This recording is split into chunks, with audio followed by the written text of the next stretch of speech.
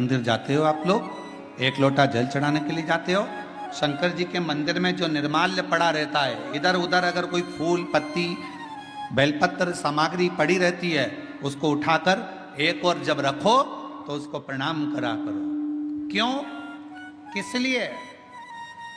शंकुकर्ण की कथा कहती है, निर्माल्य को उठाकर जो मस्तक से लगाकर प्रणाम कर कर विसर्जन में रखता है, उसके अंदर एक ऐसा बल उत्पन्न हो जाता है कि मात्र वो किसी पर अपनी दृष्टि भी डाल देता है तो प्रेत जीवों का भी उद्धार हो जाता है। वो निर्माल्य में, विसर्जन करी हुई निर्माल्य में इतना बल उत्पन्न होता है हमारा। बहुत ध्यान से सुनना इस कथा का, एक एक कथा के क्रम को श्रवण करिएगा जरा। बेजापुर की जो कथा चल रही है बेलपत्र, ये कोई साधारण कथा नहीं। शिव महापुराण की कथा में प्रसाद वितरण नहीं होता। शिव महापुराण की कथा में आपको कोई गिफ्ट, कोई सामान यहां से नहीं दिया जाता। शिव महापुराण की कथा में अगर दी जाती है तो केवल एक बेलपत्र दी जाती है। क्यों? क्योंकि हमारा शास्त्र कहता है, पद्म पुराण कहती है, अग्नि पुराण कहती है, नर्मदा पुराण कहती है, देवी भागवत कहती है, स्वयं विष्णु पुराण कहती है, स्वयं बरहा पुराण कहती है, वामन पुराण कहती है।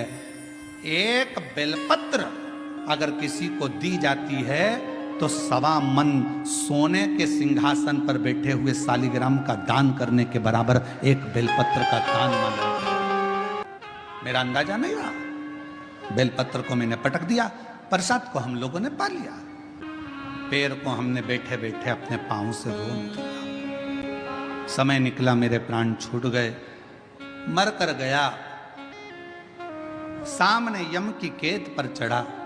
जिस समय मेरे प्राण छूटे, यम के दूत मुझे दिख रहे हैं और यमराज के दूत मुझे पकड़कर लेकर जाना चाहते थे। उन्होंने मेरे ऊपर रस्सा डाला, पकड़ने के लिए खींचना चाहा, पर उनके हाथों से रस्सा छूट गया। मैं समझ नहीं पाया ये कैसा नजारा है। तो ना यम छुपा रहे हैं इसको, ना यम के दूत छुपा रहे हैं, आखिर ऐसा क्यों हो रहा है? तब चित्रगुप्त महाराज ने कहा, इसने जिंदगी में भले ब्राह्मण के घर में जन्म लिया पर कोई अच्छा कर्म नहीं करा, परिवार का पत्नी और बच्चों में ही रमा रहा, कभी ईश्वर का स्मरण नहीं कर पाया, कभी कोई दान कोई पुण्य नहीं कर पाया।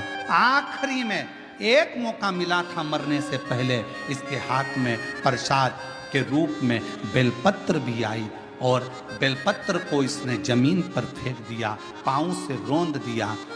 एक पुण्य इसके हाथ में लगा, वो कौन सा था? इसने प्रसाद की बेलपत्र को, मात्र प्रसाद की बेलपत्र को अपने हाथों से छू लिया था, केवल प्रसाद की बेलपत्र को छुआ था और प्रसाद की बेलपत्र को छुआ, इसलिए इसको यमदूत नहीं छू पाए, इसको यमराज नहीं छू पाए, इसको स्वतः ही जाना। घोर पाप कौन सा करा? तो का एक पाप घोर करा कि बेलपत्री को जमीन पर पटक कर उसे पांव से रोनता, एक बेलपत्र का। शिव महापुराण की कथा कहती है, भगवान शंकर की कथा कहती है, हजारों अश्वमेध यज्ञ का फल यदि प्राप्त करना है तो जिंदगी में एक बार एक बेलपत्र का पौधा जरूर कहीं पर लगाओ, 1000 अश्व यज्ञ का फल मिलेगा। सर्वतोमुखी यज्ञ का फल प्राप्त करना है तो कहीं पर बेलपत्र का वृक्ष लगा हो तो वहां रोज एक लोटा जल चढ़ाना प्रारंभ करो, सर्वतोमुखी यज्ञ का फल प्राप्त हो। चारों सर्वतोमुखी यज्ञ का फल प्राप्त हो जाता है, एक लोटा जल बेलपत्र के वृक्ष में चढ़ाना।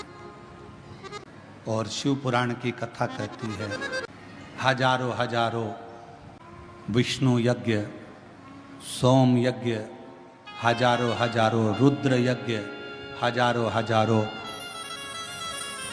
देवी यज्ञ, हजारों हजारों सिद्धि यज्ञ, सारे यज्ञों का अगर पुण्य फल प्राप्त करना है तो 3 वृक्ष ऐसे हैं जिन वृक्ष की त्रिवेणी में अगर एक बार भी अगर मौका लग जाए इन 3 वृक्षों का स्मरण करने में, पहले नंबर का बेलपत्र का वृक्ष, दूसरे नंबर का पीपल का वृक्ष, तीसरे नंबर पर है महाराज भगवान देवाधिदेव महादेव की कृपा से आप रास्ते से निकल कर आ रहे हो, कहीं पीपल का पेड़ मिल गया, जल चढ़ाया, बेलपत्र मिल गया, शमी पेड़ मिल गया, जल समर्पित कर दिया। जल समर्पित करते करते आप अगर कहीं 3 वृक्षों पर आ रहे हो तो हजारों हजारों सिद्ध यज्ञ के फल प्राप्त हो। यदि ये सब नहीं कर सको तो एक बेलपत्र के वृक्ष की सेवा जरूर। सावन के महीने में एक बेलपत्री का वृक्ष जरूर लगाएंगे। ये नियम आप और हम लेकर ऐसी जगह लगाना जहां तुम उसको देखते रहो, संभालते रहो, उसको बढ़ाते रहो। शंकुकर्ण निर्माल्य विसर्जन करते थे प्रणाम कर कर, उन पे शिव की कृपा थी इसलिए उन्होंने पिशाच को देख लिया। कहा निर्माल्य विसर्जन करने वाले के अंदर एक अलग से बल उत्पन्न हो जाता है, जो जिस पर दृष्टि दे दे तो उसका कल्याण कर देता है। विसर्जन करने वाले पर इतना बल उत्पन्न हो जाता है कि किसी पर दृष्टि दे उसका उद्धार कर। आज को देख लिया, पूछा कहा मैं ब्राह्मण था, मैंने गलती कर दी, बेलपत्र को मैंने जमीन पर फेंक कर उसको पांव से रौंदा, इसलिए मुझे पिशाच की योनि मिली।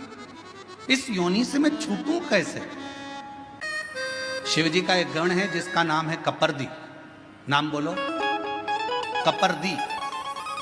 अच्छा, कपर्दी नहीं बोल सकते तो काशी में एक शंकर जी का शिवलिंग है जिसको सारी दुनिया भजती है, और अगर उस शिवलिंग का दर्शन ना किया जाए तो 12 ज्योतिर्लिंग के दर्शन का भी आनंद फल नहीं माना गया। उसका नाम है कपर्दीश्वर महादेव।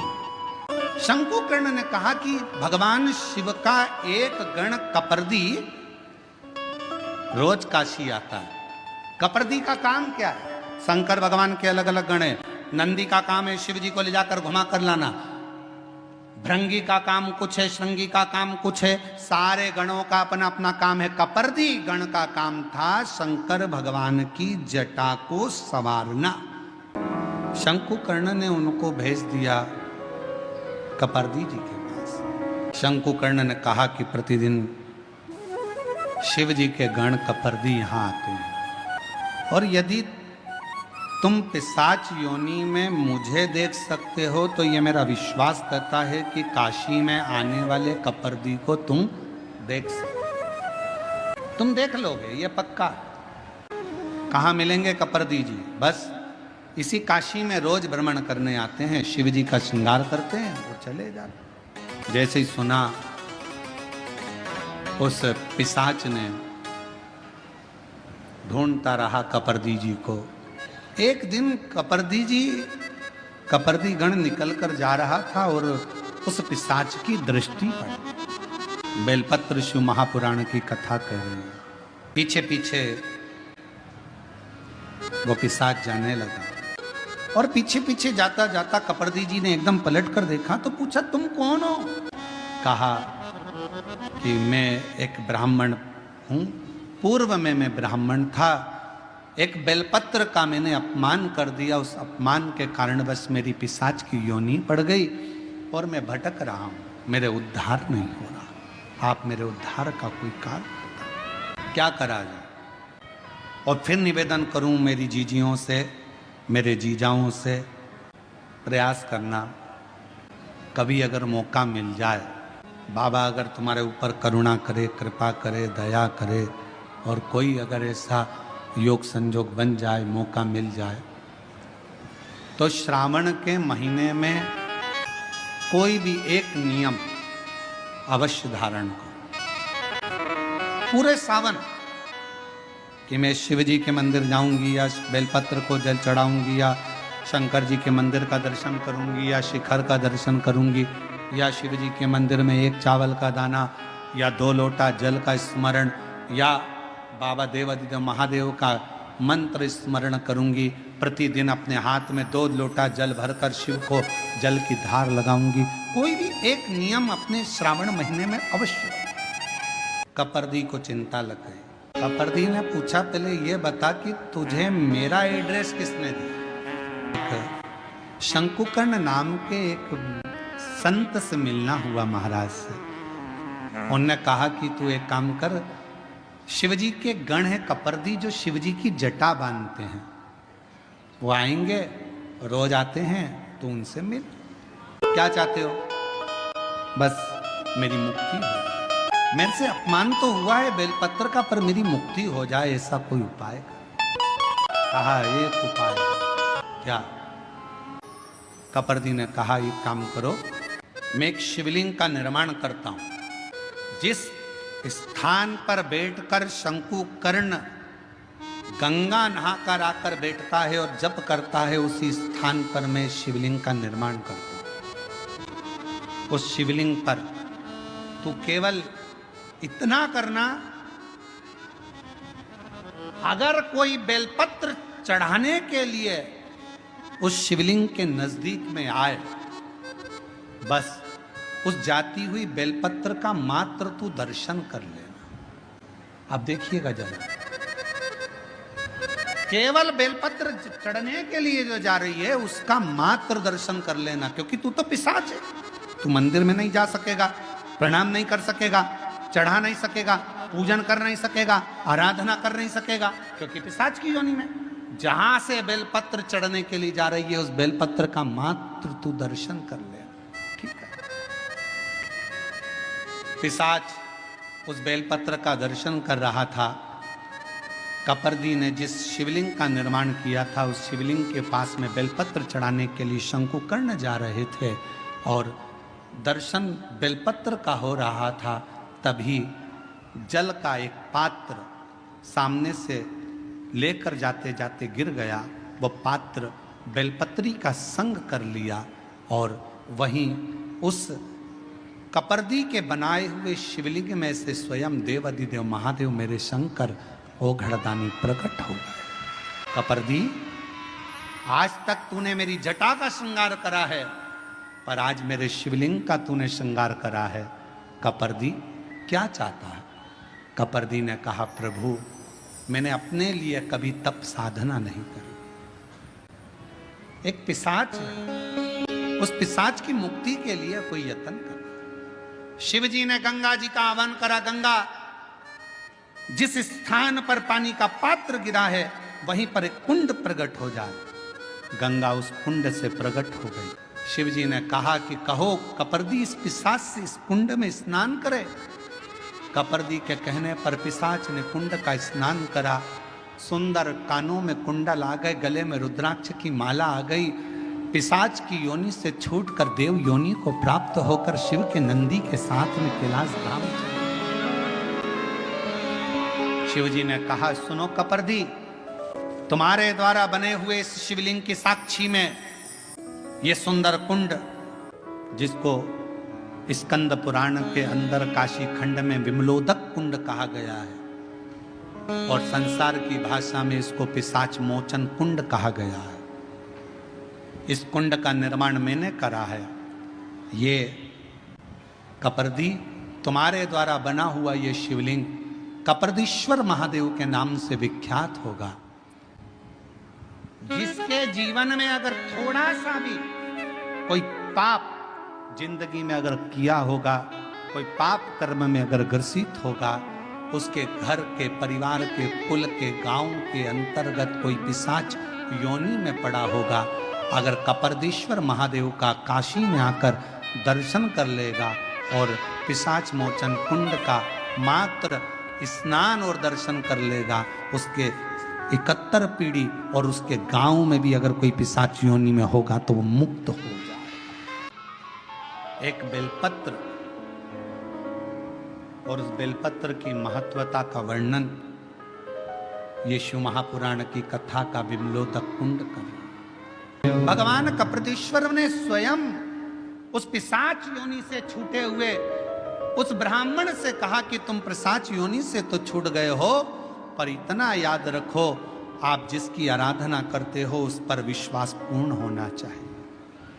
पूजन करने के लिए अगर कोई यजमान बैठा है, गणेश जी की पूजन कर रहा है, देवी की पूजन कर रहा है, आराधना कर रहा है, कोई संकल्प लेकर बैठा है, कोई तप साधना कर रहा है, यजमान कोई अनुष्ठान कर रहा है, यजमान का जितना भाव, यजमान का जितना विश्वास भगवान के प्रति हो, जिस देवता की पूजन हो रही है उस देवता के प्रति हो, उससे 4 गुना ज्यादा विश्वास पूजन कराने वाले ब्राह्मण का भगवान के प्रति होना चाहिए कि मैं जिसकी पूजन करा रहा हूं वो देवाधिदेव महादेव, वो भगवान श्री गणेश, वो भगवान देवाधिदेव महादेव, भगवान श्री गणेश, माँ अम्बा, जगदम्बा, पंचलोकपाल, 16 मातृका, 9 ग्रह, ये सारे जो मंडल बने हैं, ये ग्रह बने हैं, मेरा विश्वास कहता है कि ये मेरे देवता इस यजमान का कल्याण जरूर करेंगे, तो विश्वास जागृत हो।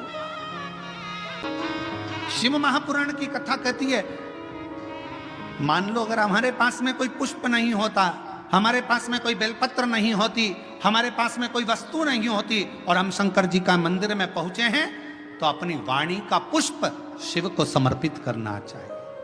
वाणी का पुष्प मतलब अपने मुख से पंचाक्षर मंत्र नमः शिवाय, षडाक्षर मंत्र ओम नमः शिवाय, या अपने मुख से श्री शिवाय नमस्तुभ्यम।